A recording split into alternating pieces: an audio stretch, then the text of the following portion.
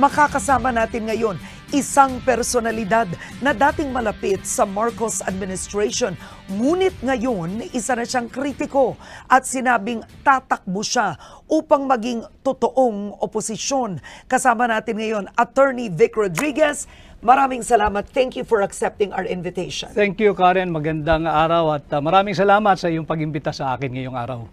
Attorney Vic Rodriguez, when you filed your candidacy, sinabi mo na ang candidacy mo ay endorsed by former President Duterte. Anong ibig sabihin nun? Nakausap ka ba niya? Anong pinangako niya? Walang pinangako si Pangulong Duterte kung hindi ay susuportahan ako at yung kakausapin niya yung kanyang mga supporters, yung kanyang core group at upang ako'y tulungan mga kampanya. And yes, may pag-uusap kami before the filing. At mga 3-4 na beses kami nag-usap because initially, sabi niya, Vic, tumakbo kang senador. Ako hindi ko hilig ito, Mr. President, mas magaling akong nasa likod, tutulong na lang ako. And I was expecting that he will be the one to run for senator. And I will go all the way for him. Sabi ko, okay na ako, tutulong ako. But yun nga, nag-progress yung usapan. And eventually, siya ay kumandidatong mayor ng Davao, as we all know. So ako ang tumugon doon sa hamon na pamunuan ng tunay at maisog na oposisyon. That's why here I am now. Oo, pero ibig sabihin si Pangulong Duterte ang nagbigay sa iyo ng idea na tumakbo kang senador? Not really idea. It's more of an encouragement from President Duterte for me to try and run for senator.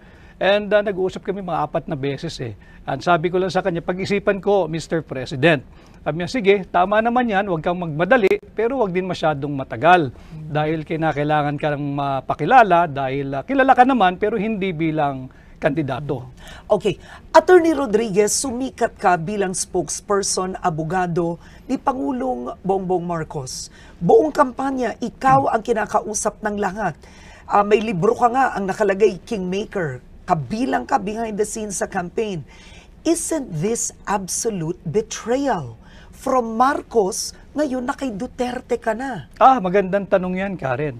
I have always been Duterte Marcos.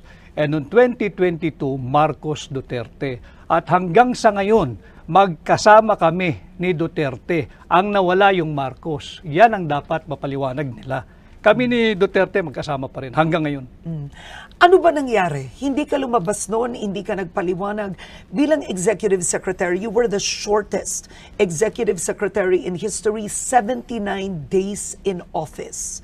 You were forced to resign, tapos hindi ka naman naging Presidential Chief of Staff.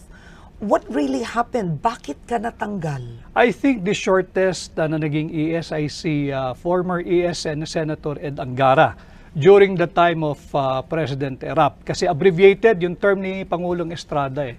And ako ay inappoint bilang Presidential Chief of Staff after my stint as Executive Secretary. But sa tingin ko nga noon, hindi na untenable na yung sitwasyon namin sa Malacanang. Ako hindi ko na kailangan yan. Bakit sino ba kaaway mo doon?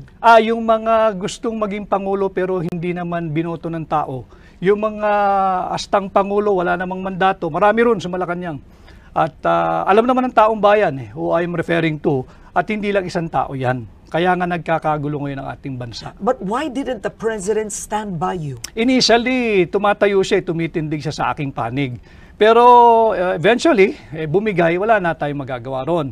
And even before I assumed the position of Executive Secretary, Karen, hindi ito alam ng taong bayan. Alam ito ni Bongbong Marcos. Ilang beses ako nagsabi, hindi ko kailangan yan, okay na ako. I don't need that. Pero sabi niya, hindi, samahan mo ko. Pinaghirapan natin dalawa ito at gusto kong patakbuhin mo yung aking tanggapan kagaya ng pagpapatakbo mo nung kampanya. So, nandoon yung tiwala. Presidente na yan eh. Hindi naman lahat napapagkatiwalaan ng presidente. So, sige, tinanggap ko yung hamon. Pero as we go along, sabi ko, hindi ko kailangan ito, Mr. President. Exit na ako. Okay ako. Okay ako. Huwag mo akong problemahin. Ayos ako. That is why, even in the commission on appointments, kinakailangan nila sumulat sa akin. Hinihingi yung documents ko. At yun, nag-meeting din kami ni Bongbong Marcos doon sa kanyang private office. Sabi niya, ba't wala kang dokumento? Hindi ako upo dyan. Hindi ako magpapa sa ilalim sa CA. Ambush yan. But why did you become a critic of the president? Pwede namang nag-resign ka, tumahimik si Attorney Vic Rodriguez, sinaportahan mo on the side, bakit ngayon napaka-active critic mo? Ang sinasabi ng ilan, porket wala lang sa posisyon, eto na siya, kritiko na. Hindi ko kailangan ng posisyon, Karen. Ako nga yung lumayo sa posisyon eh. Tanungin mo ang sambayan ng Pilipino. Ilan ang kayang gumawa ng ginawa ko? I walk away from being DES.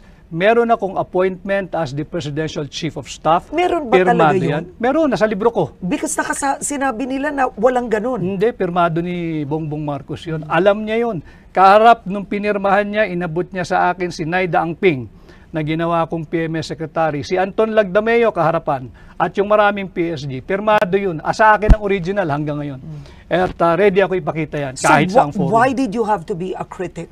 Yun ang tanong ng ilan. Sapagkat nakakaya ka rin eh. Ikaw na rin nagsabi, ako lahat ang kinakausap ng tao. Ako yung nakaharap. Mukha ko yung nandoon, salita ko yung nandoon.